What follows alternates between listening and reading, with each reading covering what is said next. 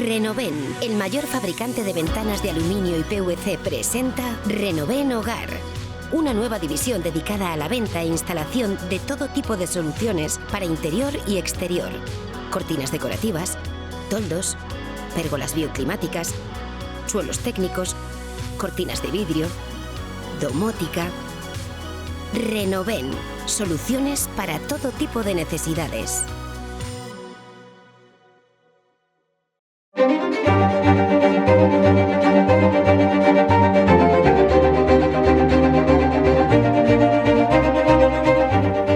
Antonio Maillo Cañadas, coordinador federal de Izquierda Unida, bienvenido a este programa. Encantado de estar en este cara a cara. Muchas gracias por la invitación. Gracias por venir. ¿Cuántas izquierdas hay ahora mismo en nuestro país? Bueno, lo importante es saber qué valores defendemos y qué proyecto de país podemos tener, ¿no? Hay una, representación en clave organizativa muy variada, pero es que este país también es muy variado, tampoco hay que dramatizar con ello, ¿no? Lo importante es que, independientemente de las izquierdas o el número de izquierdas que contemos, que seamos útiles a la gente a cuyos intereses queremos defender. Y a mí me parece que cuando hablemos de estos debates abstractos sobre la izquierda, sobre las organizaciones que están en ese campo de la izquierda alternativa, de lo que tenemos que hablar es de los derechos que nos jugamos en la sociedad y del modelo de sociedad que queremos. Y a lo mejor hay menos izquierdas que lo que representan toda la cosmogonía o las constelaciones de organizaciones de izquierda, ¿no? Lo que pasa es que sí que es verdad que hasta la aparición de Podemos, este país basculaba un poco entre dos partidos, ¿no? Ese bipartidismo que parecía que igual volvía, que no, en fin. Pero sí que es verdad que la izquierda en este país, no sé si bien avenida o no avenida, provocó también un cambio de gobierno con la salida después de aquella moción de censura de Mariano Rajoy, y de momento sigue el Partido Socialista ahí. Pero ¿cree usted que las cosas podrían cambiar? En un contexto como estamos, en el contexto europeo, uno pasea por los países de la Unión Europea y ve que la inmensa mayoría son gobiernos de derecha y de extrema derecha, coaligados. En algunos sitios incluso con la presidencia del gobierno de partidos de extrema derecha, como es el caso de Meloni en Italia. Por tanto, estamos en un contexto muy preocupante de avance de un discurso muy reaccionario, de eliminación de derechos, de corte autoritario, y no hay que olvidar que en España estamos en una excepción donde hay un gobierno de coalición entre PSOE y Sumar en este caso, antes lo fue entre PSOE y Unidas Podemos. Y creo que hay bases suficientes para justificar que este gobierno deba mantenerse. Para ello, creo que es importante estar un poco a la altura del momento histórico en el que nos encontramos, y quizá el papel de la izquierda, desde luego el de Izquierda Unida lo tiene claro, es seguir contribuyendo a que aquí no venga un gobierno reaccionario que elimine derechos. Y cuando hablamos de derechos hablamos pues, de una sanidad que nos atienda a las necesidades cuando estemos enfermos, o de una escuela pública que garantice una atención de calidad a la gente que, independientemente de sus recursos económicos, o la atención a nuestros mayores si son necesarias, ¿no?, por la ley de dependencia. Hablamos de cosas concretas, de la conciliación de la vida y el trabajo, de tener salarios dignos que nos permitan acceder a una vivienda que sea digna de tal nombre. Si hablamos de cosas concretas, tenemos condiciones para abordar un debate de país mucho más rico, mucho más clarificador y lejos del ruido y la intoxicación que distorsiona ese debate político. La izquierda tiene un papel fundamental, Izquierda Unida lo defiende. Queremos contribuir y crear condiciones para que en el próximo ciclo electoral haya una oferta electoral única de la izquierda alternativa que permita seguir desarrollando políticas de mejoramiento y garantía de derechos. ¿Le parece poco? Tenemos un reto importante, no podemos estar en esa distorsión que nos provoca el debate en las redes sociales, la sobreactuación y la hipertensión en la que se mueve la política diaria, que no tiene mucho que ver con la vida. Y en ese contexto en el que nos situamos, ¿no?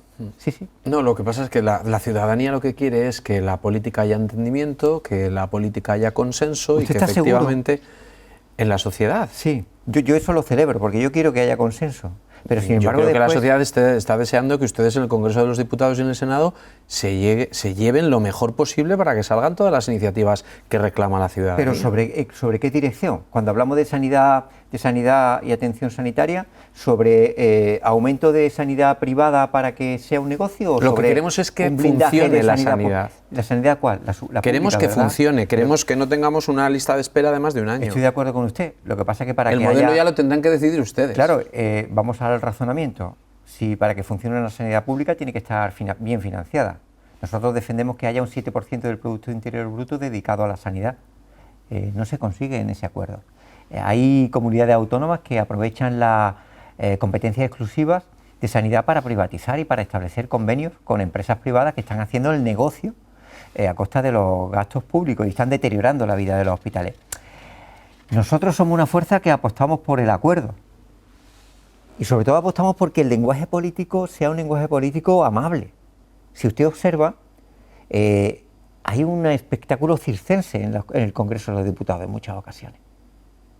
Un espectáculo que no tiene nada que ver con la resolución política, porque al final de tanto ruido, la gente comprende o ha entendido lo que se ha debatido. Yo creo que la gente lo que pide es amabilidad en el tono político, pero la sociedad tiene posiciones diferenciadas en torno a los grandes debates del país. Una educación pública que garantice que la persona con pocos recursos tenga la misma formación que la persona con muchos recursos, o una educación que segregue. Una educación, una atención y dependencia que dependa del Estado o de empresas privadas.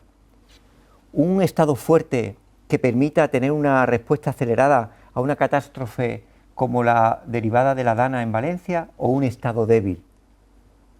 En eso no podemos decir que pónganse ustedes de acuerdo, porque el problema es que los partidos políticos representan modelos de sociedad diferenciados.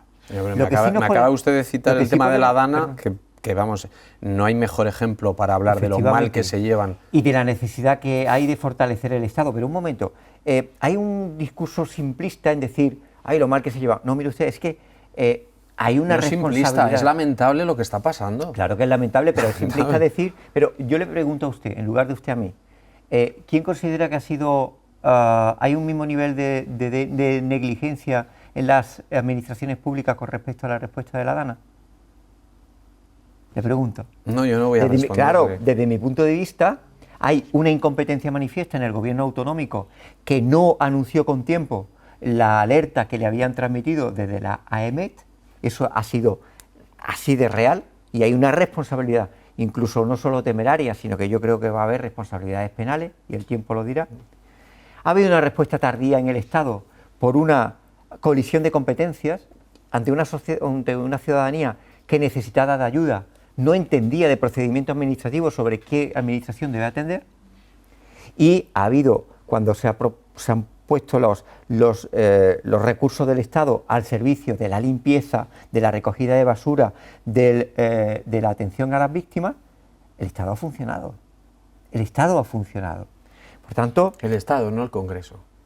Bueno, es que el Estado sabe qué es, ¿no? El conjunto de administraciones que tiene las competencias. El Congreso no tiene competencia de gestión, porque la gestión la tiene el Poder Ejecutivo. Entonces, cuando yo hablo del simplismo, no se lo hago a usted como referencia personal. Lo que quiero decir es que ante situaciones complejas es importante aportar en la política el matiz y el detalle y sobre todo la veracidad de la información. Estamos en un momento en el que hay una intoxicación consciente sobre los hechos. Mire, ¿se acuerda del famoso parking que decían que estaba lleno de cadáveres? Se generó una alarma social sobre algo de lo que no había evidencia.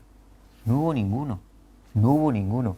Hay una estrategia racional de desintoxicación, de la que son víctimas, por cierto, los medios de comunicación, que contrastáis las noticias, que las lleváis bien desarrolladas, y por tanto, en este debate social tenemos que abordar también esa posición. Pero a mí me parece que el discurso del todos son iguales es el discurso más injusto que puede haber en la política.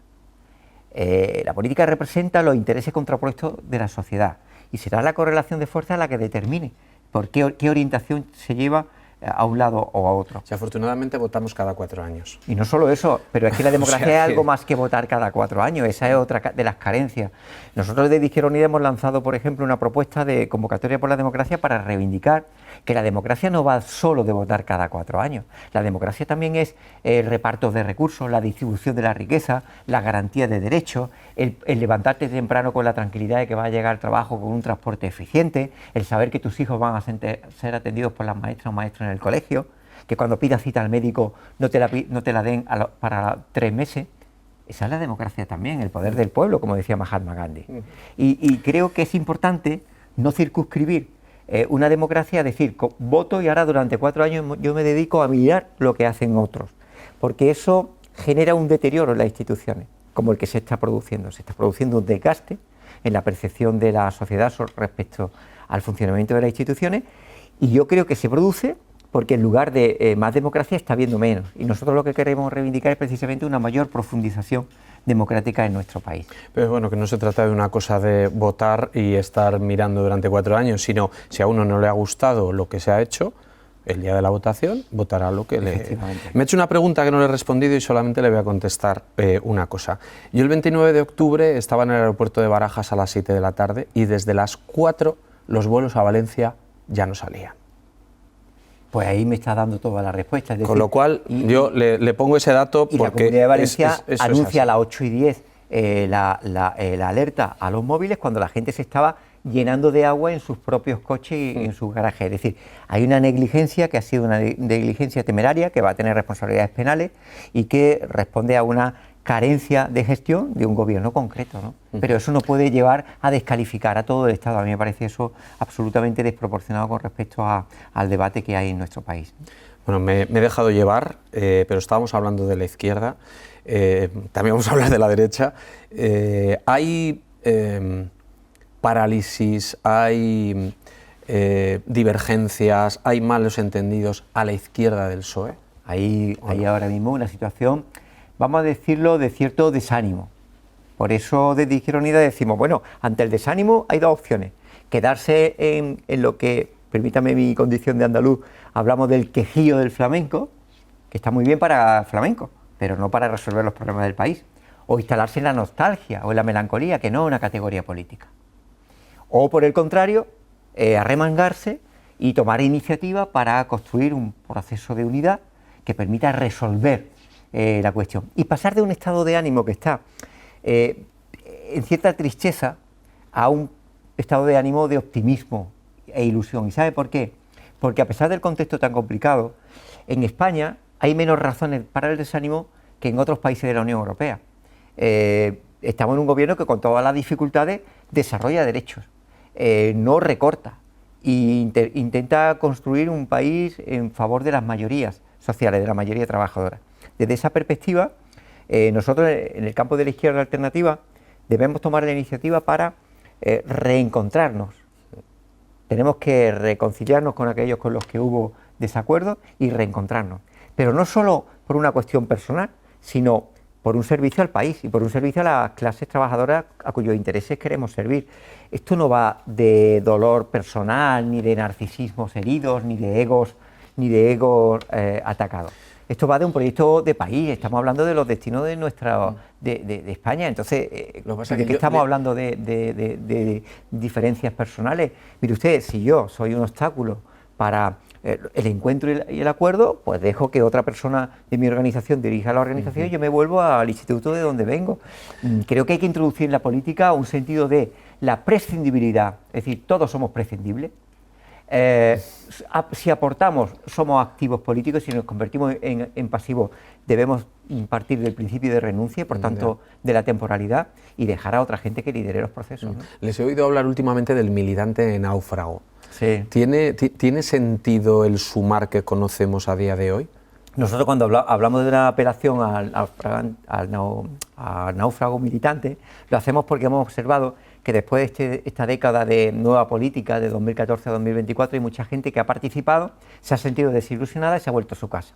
Nosotros con la convocatoria por la democracia queremos abrir un paso en el que no tienen que militar en Izquierda Unida, pero sí puedan sentirse útiles en la defensa de la democracia, en la defensa de un país más democrático además, en la defensa de los derechos, y en el establecimiento de mecanismos de complicidad.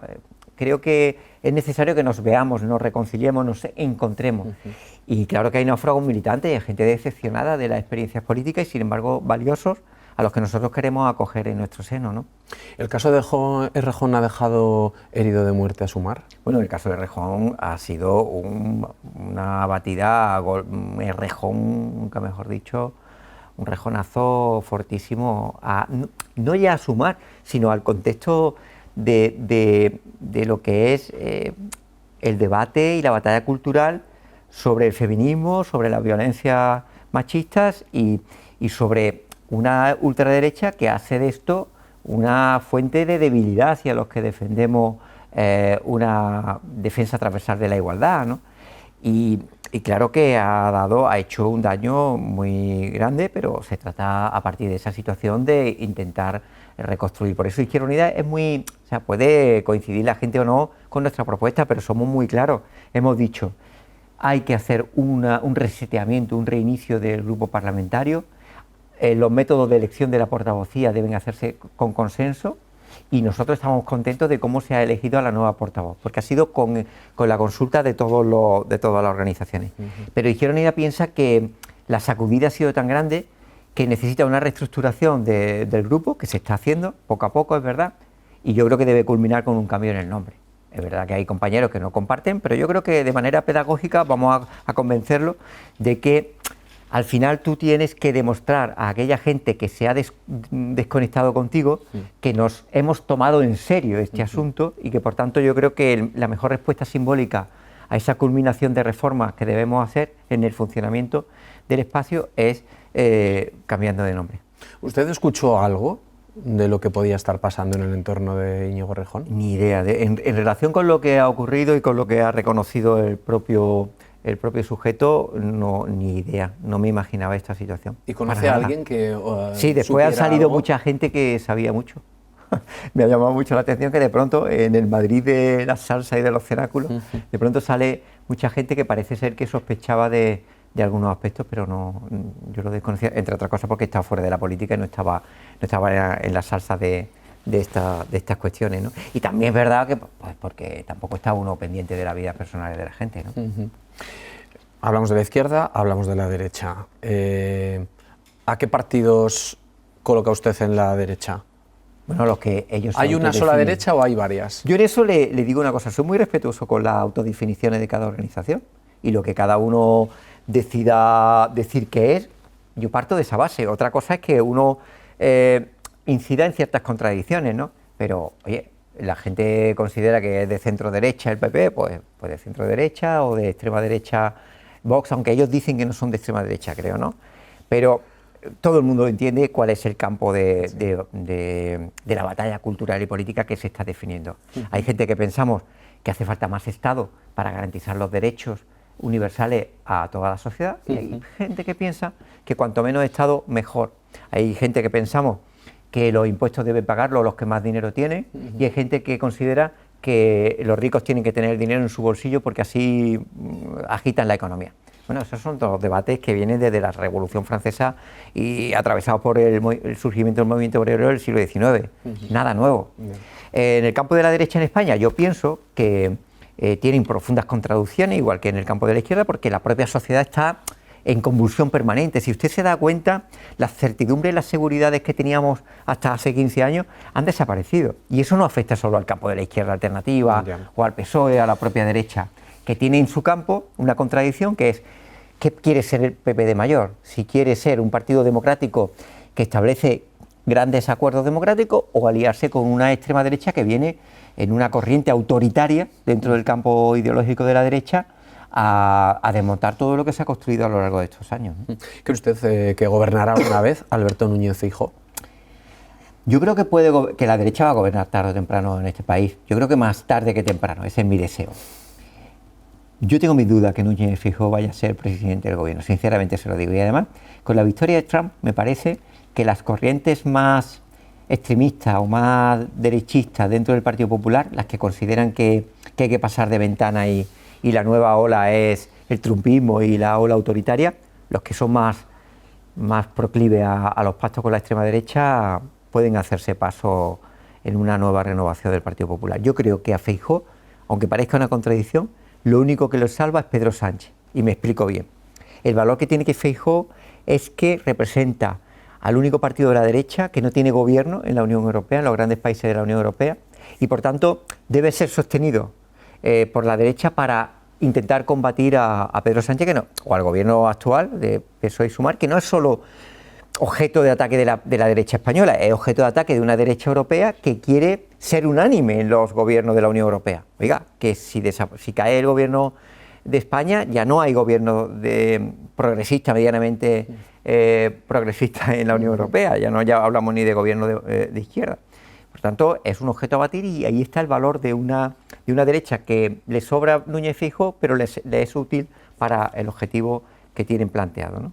¿Y cómo ve a Pedro Sánchez? ¿Cómo ve su gobierno después de las novedades del caso Aldama, la declaración de su mujer, de Begoña Gómez, en fin, todo lo que estamos asistiendo? Nosotros no somos del Partido Socialista, tenemos diferencias programáticas con el Partido Socialista, hay cosas del gobierno de Sánchez, el pacto de investidura, que estamos de acuerdo y queremos desarrollarlo. A veces criticamos otras posturas que son más ambiguas, sobre todo en política de defensa e internacional.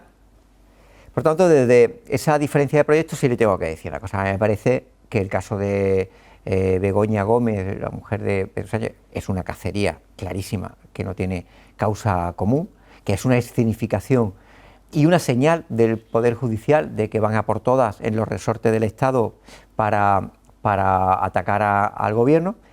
Y mi pregunta es que ¿qué necesita Pedro Sánchez para ver cómo todas estas operaciones que se van contra él es una ruptura de los grandes consensos del Estado en nuestro país? Es decir, el Poder Judicial está haciendo política, penetra, se inmiscuye en el Poder Legislativo. El otro día las declaraciones del juez Eloy Velasco criticando la ley del sí es sí, o criticando a una antigua ministra. Bueno, lo que dijo concretamente fue que le reprochó a Irene Montero que diera lecciones sobre consentimiento desde su cajero de mercado, ¿no? Bueno, porque el machismo y el clasismo van de la mano, y es una falta de respeto que demuestra que esta gente no se para en mientes, ¿no?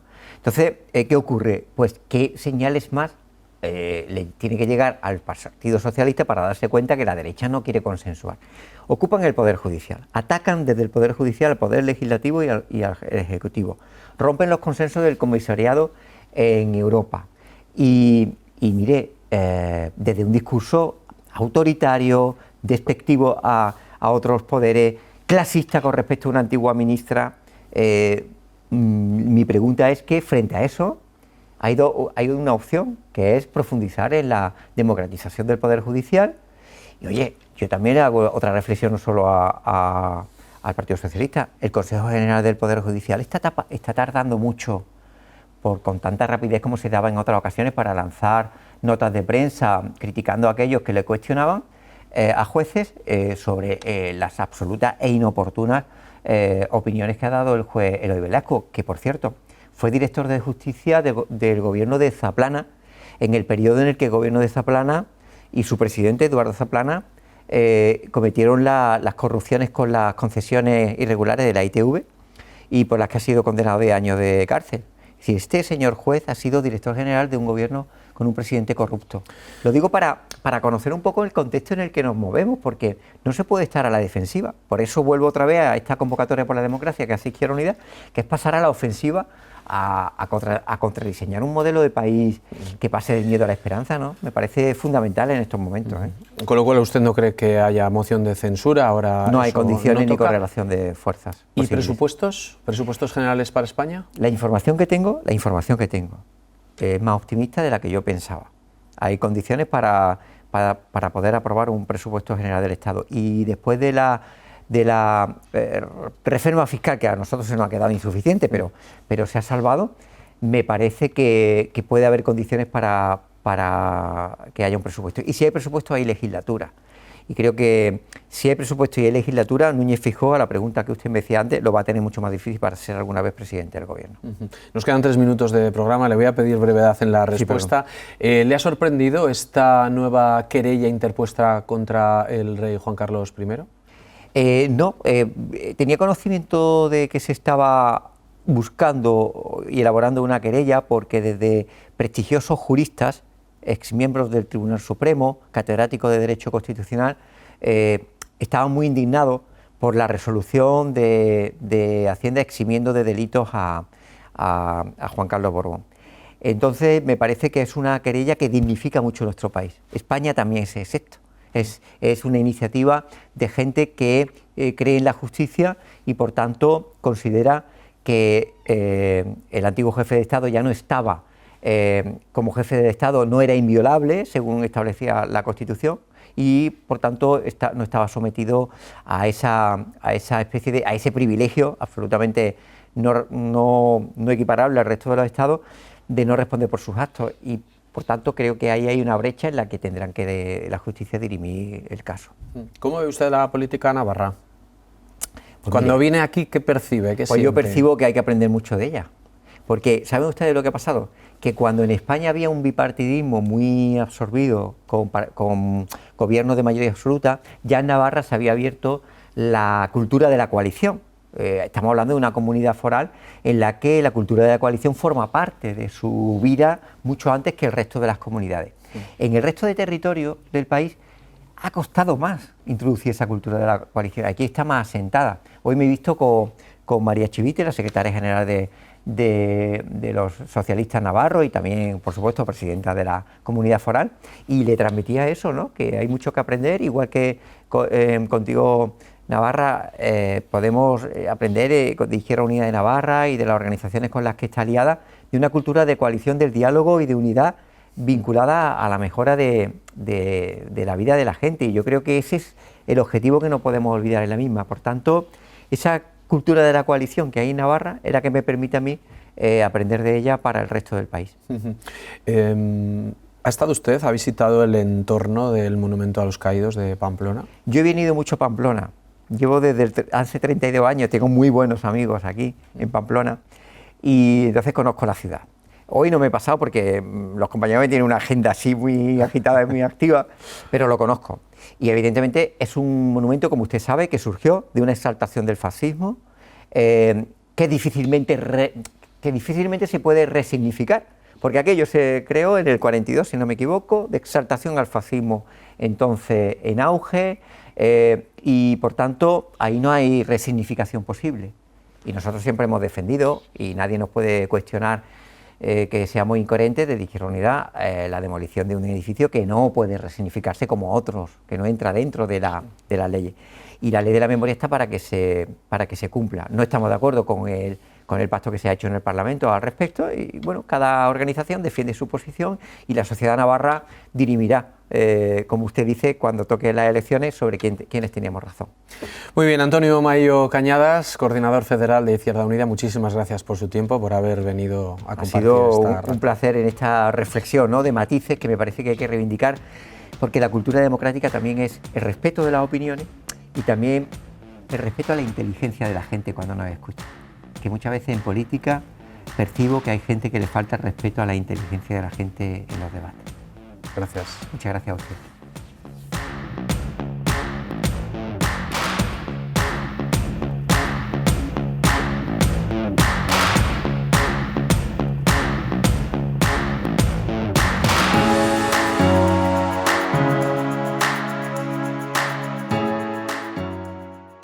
Renoven, el mayor fabricante de ventanas de aluminio y PVC, presenta Renoven Hogar.